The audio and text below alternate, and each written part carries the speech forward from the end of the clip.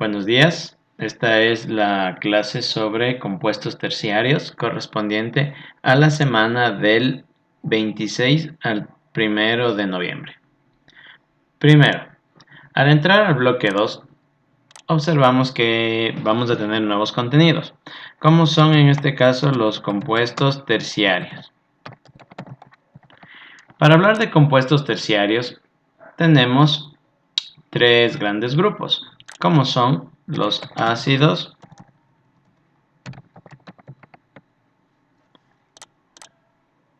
los hidróxidos y las sales. Respecto a los hidróxidos, cabe decir que tenemos, o ya hemos visto más bien, dos tipos de ácidos. Por un lado, los hidrácidos,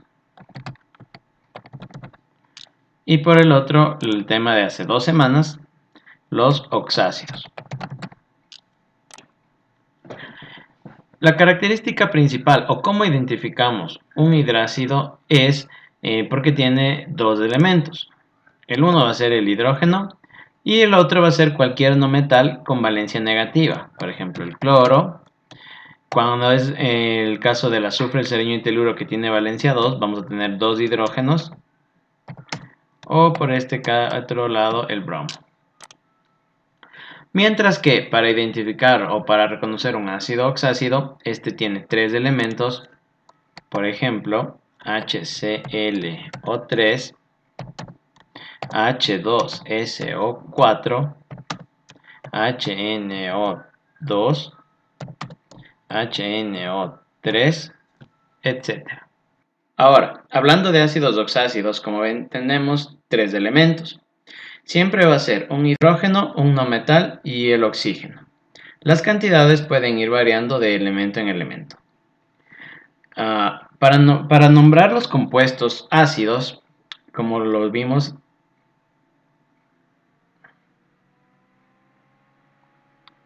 los ácidos tienen dos tipos, ¿no?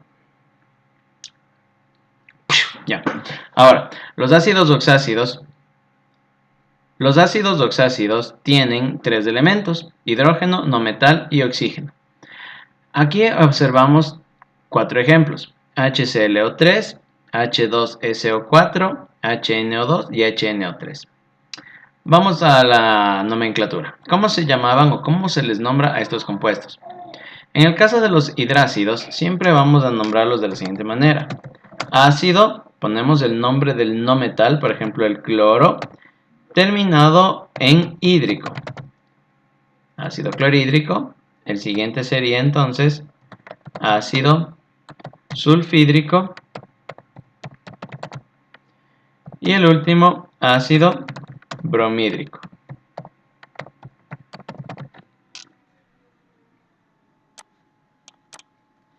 Mientras que en el caso de los oxácidos, al manejar valencias positivas y al tener algunos elementos varias, más 2 más 4, más 3 más 5, más 1 más 3 más 5 más 7, entonces recurrimos a las reglas de nomenclatura tradicional, es decir, el oso para las valencias menores y el ico para las valencias mayores.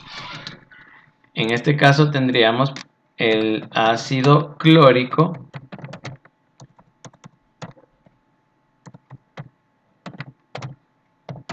ácido sulfúrico,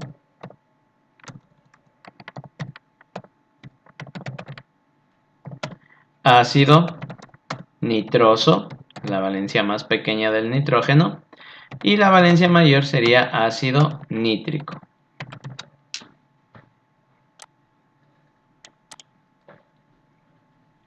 Para identificar la valencia, recuerda que tenemos la necesidad, número 1, de estudiar la tabla de valencias. Y número 2, podemos hacerlo de manera matemática. Digamos aquí este ejemplo. Sabemos que el oxígeno es menos 2, pero al haber 3 oxígenos, esta carga total es menos 6. Por otro lado, el hidrógeno es más 1. La idea es que sumando todas las valencias, 1 y menos 6, me debería dar 0, pero no lo hace. Entonces significa que el número que falta para que me dé 0 va a ser la valencia del elemento que estamos buscando. En este caso, cloro más 5. 1 y 5, 6, menos 6, 0. Veamos otro ejemplo. Menos 2 del oxígeno. 4 veces, debido a que hay 4 oxígenos, me da un total de menos 8. Más 1 del hidrógeno. 2 veces, ¿sí? Porque hay 2 hidrógenos, sería más 2. Por lo tanto, el número que estamos buscando, o sea, la valencia del azufre, va a ser más 6. Ya que 2 más 6 es 8 y menos 8 me da 0. Entonces, identificando la valencia y sabiendo reconocer cuáles son las valencias menores o mayores de cada elemento, utilizaremos terminaciones ico u oso. Es muy diferente, acá es hídrico con H, es toda una terminación y solo hay una, ya que los elementos tienen solo una valencia negativa, no así las positivas que pueden tener varias. Por otro lado, los hidróxidos, que es otro tipo de compuesto terciario, estos compuestos son súper sencillos. Todo hidróxido, todo, el 100% de los casos, va a estar conformado de un metal y un grupo OH. El grupo OH siempre va entre paréntesis y su sumatoria, la sumatoria de sus valencias será respectivamente menos 2 del oxígeno más 1 del hidrógeno. Esto va a producir que en todo momento el OH tenga una valencia de menos 1. Menos 1, todo el tiempo, menos 1.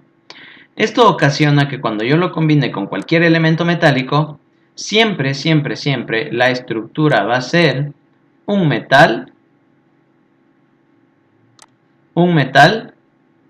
y dependiendo la valencia que tengamos del metal, vamos a tener aquí la cantidad de hidrógenos. Esto, repito, depende de la valencia del metal. Aquí te pongo algunos ejemplos. Supongamos que estamos trabajando con elementos como el litio más 1, el calcio más 2, el hierro más 2 y el hierro más 3. Las cantidades de OH que pongamos van a depender de las valencias. Por ejemplo, en el caso del litio, como tiene valencia 1, pues tendrá solo un OH. ¿Sí? Litio, valencia 1, tendrá solo un OH. Pero el calcio, que tiene una valencia de más 2, significa que debe ir CaOH2. ¿Ya? Valencia 2 significa la presencia de dos OHs. Lo mismo le pasa al hierro. El hierro tiene dos casos. Puede tener el hierro más 2, lo que me daría FeOH2, o el hierro más 3, que me produciría el compuesto FeOH 3 veces. Recuerda que el paréntesis multiplica a los elementos que están dentro. Entonces tengo un OH, dos OHs, tres OHs en el caso del hierro. Para nombrar estos compuestos usamos la misma nomenclatura tradicional. Ponemos la palabra hidróxido, en este caso sería de litio porque solo tiene una valencia. No hay a dónde perderse, no hay a dónde confundirse.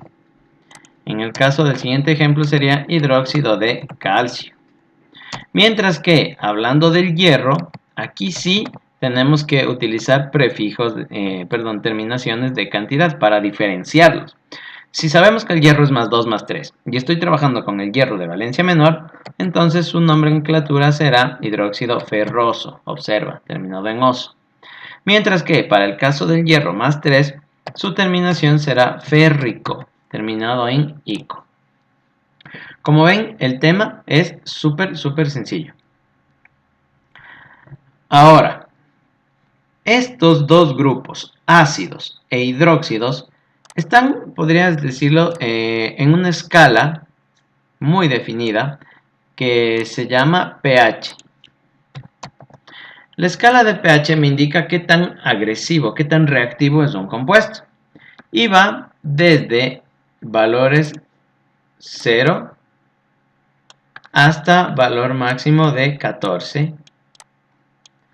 pasando obviamente por el medio con el 7. Entonces, todo compuesto que tenga un valor de pH menor que el número 7 va a ser un ácido. Y todo compuesto que tenga un valor mayor de 14 va a ser un hidróxido. Entonces aquí se va a marcar una línea de división entre ácidos e hidróxidos.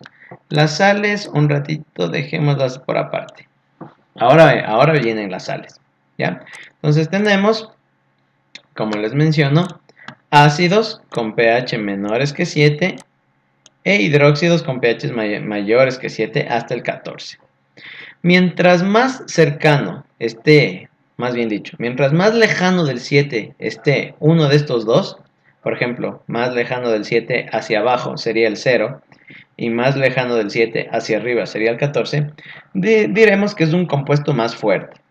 Si yo tengo un ácido que valga pH 1, pH 0, pH 2, va a ser muy fuerte. Lo mismo si tengo un hidróxido pH 12, pH 13, pH 14, será muy fuerte. ¿Qué pasa cuando ahora, ya que tengo dos compuestos extremadamente fuertes? Piensa un momento en un partido de fútbol. Piensa que se va a enfrentar Francia versus Alemania. Un partidazo. Ambas selecciones con los mejores jugadores del mundo están con niveles futbolísticos muy parejos. Pues ese partido probablemente quedará 0-0, 1-1, 1-0. O sea, no va a haber mucha diferencia entre los dos equipos. Pero si enfrentamos Alemania versus Bolivia, entonces ahí sí esperamos pues que los alemanes al menos tengan una diferencia de 5 o 6 goles a 0. Esto quiere decir que cuando yo combino dos cosas fuertes, ¿sí? ¿Qué pasa cuando tú chocas una fuerza imparable contra un objeto inamovible? O sea, son cuestiones de ese tipo. Si yo mezclo dos sustancias que tienen pHs totalmente alejados, extremos, y de los cuales ambos son fuertes a su manera, el ácido es muy ácido, el hidróxido es muy hidróxido, y los combino, va a suceder que va a producir un fenómeno llamado neutralización. ¿Sí? Se neutralizan. Neutralización. Al final, si yo mezclo dos compuestos, un ácido y un hidróxido, o base, hidróxido o base son sinónimos, voy a tener una neutralización, es decir, el resultado, el producto de esa mezcla va a ser un compuesto de pH muy cercano al 7, por no decir 7 exactamente. Este compuesto es la sal. Ahora, otro producto de la reacción de la neutralización no solo es la sal, sino que también es el agua. Como todos sabemos, el agua es una de las especies químicas más neutras que hay, así que cabe perfecto dentro de esta reacción, ya dentro de esta ecuación. Paso a explicar un poquito más a detalle este asunto. Verá, si yo tengo un ácido y le sumo a un hidróxido, el producto de esto va a ser una sal más una molécula de agua. Entonces, una reacción de neutralización se produce cuando mezclamos un ácido más un hidróxido. Y el producto de esta mezcla va a ser sal más agua. Revisemos las partes de cada uno de estos compuestos. Por un lado tengo el hidrógeno con un no metal formando el ácido, más el elemento metálico con el conjunto OH que expliqué anteriormente. Esto, cuando está así combinado, lo primero que hace es separarse. Se va a separar en la parte positiva y la parte negativa. En este caso, todo el 100% de los metales son positivos y el OH negativo. La parte positiva de cualquier compuesto, sea binario, terciario o cuaternario, toma el nombre de catión. La parte positiva. Mientras que la parte negativa, de igual manera, sea binario, terciario, cualquier tipo de compuesto, la parte negativa, tomará el nombre de anión. La idea de la neutralización es que el catión del primer compuesto se va a unir al anión del segundo compuesto, de la siguiente manera. la H del ácido se va a juntar con el OH del hidróxido. H con OH. Si juntamos los términos, los agrupamos, los sumamos, si agrupamos términos semejantes, por así llamarlo, tenemos aquí la presencia del agua. ¿Ya? Entonces voy a poner por este lado agua. H2O. Ahora, las partes correspondientes al anión del primero con el catión del segundo, que en este caso vienen a ser el no metal del ácido y el metal del hidróxido, se van a juntar de igual manera y esa es la sal. En este caso sería Na positivo con Cl negativo. Cuando la sal se forma a partir de un ácido hidrácido, como es este caso el ácido clorhídrico, ¿sí? Llevará el nombre, o más bien dicho, se pone el nombre de la siguiente manera.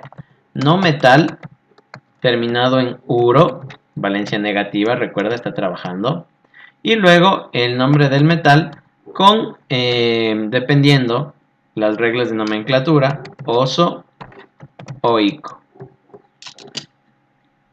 Si aplico esta reglita para encontrar el nombre de este compuesto, se llamará cloruro de sodio.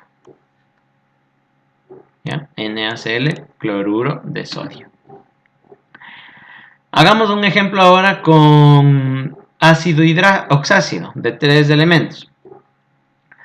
Por un lado voy a tener la presencia del ácido sulfúrico, más voy a trabajar con hidróxido ferroso, FeOH2. De nuevo, comienzo separando catión y anión. Separo los hidrógenos, separo el metal. Entonces, aquí observa, tengo dos hidrógenos, H y H. Y por acá tengo dos OHs, OH, OH. ¿Qué quiere decir esto? Que al rato de combinar estos dos compuestos, por este lado, ahora voy a tener la presencia de dos moléculas de agua.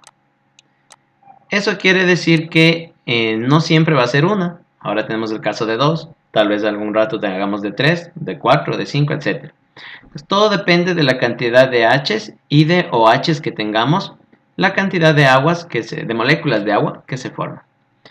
Y ahora voy a unir el catión y el anión que me sobra, el metal y la parte de no metal. Observen por favor. Primero el SO4. Le voy a poner entre paréntesis. Aquí yo perdí dos hidrógenos, cada uno con valencia más 1. ¿Se acuerdan que hace un momento yo les dije que la suma de todas las valencias de un compuesto es 0? Pues ¿qué pasaría si yo pierdo 2 positivos 1? Si esto se va, ya de hecho ya se fue con el OH formando el agua. Aquí me va a quedar este anión SO4 con una valencia de menos 2. Si pierdo 2 hidrógenos, me quedo menos 2. Si pierdo un hidrógeno, me quedo menos 1. Si pierdo 3 hidrógenos, me quedo menos 3 y así sucesivamente. Y el metal, este de aquí, observa. ¿Recuerdan cuando les expliqué hidróxidos? Les dije que la valencia del metal se convierte en la cantidad de OHs. Pues bien, aquí observa, tiene dos OHs. Por lo tanto, el hierro con el que estamos trabajando en este caso va a ser el hierro de valencia más 2. Y esto es como cualquier compuesto, cualquiera de los que hemos trabajado en el bloque 1. Por ejemplo, yo tengo un cloro más 7 con un oxígeno menos 2. ¿Qué hacíamos? Intercambiábamos y me queda Cl2O7. Nada del otro mundo. ¿Qué pasaba cuando eran compuestos de valencias múltiplos? Elementos con valencias múltiples, por ejemplo, azufre más 6 y oxígeno menos 2. Pues lo primero que hacíamos era simplificar antes de intercambiar. Más 3. Entonces aquí me queda el compuesto SO3. Aquí aquí va a suceder algo parecido. Como simplifico, no me queda nada, me queda 1 y 1. Entonces aquí al rato de intercambiar me queda directamente este compuesto, FeSO4. Ya, así de simple. No hay nada más que hacer. Para, para nombrarlo, voy a aplicar una reglita de nomenclatura tradicional que se llama oso bonito y pico de pato. Es decir, todos los ácidos, la parte de los ácidos primero, esto es para los ácidos y obviamente sus aniones. Cuando termina en oso, el ácido, al momento de convertirse en sal, va a cambiar a ito. Mientras que si termina en ico, va a cambiar en ato. Por ejemplo, si yo tengo ácido nitroso y yo con ese ácido nitroso hago una sal, va a cambiar de nitroso a nitrito. Y si yo tengo ácido nítrico en un ácido para convertirlo en sal, va a cambiar de nítrico a nitrato. Entonces, yo aquí tengo H2SO4, es ácido sulfúrico. Esto cambiará a sulfato. De sulfúrico cambia a sulfato. Y el elemento metálico, el hierro, ese mantiene sus reglas naturales, sus reglas propias, aquí no hay ningún cambio. Sería ferroso porque es el hierro de menor valencia, sulfato ferroso. ¿Ya? Entonces, de esta manera obtengo las sales, sea que esté trabajando con un hidrácido de 2 elementos o de un oxácido de 3 elementos.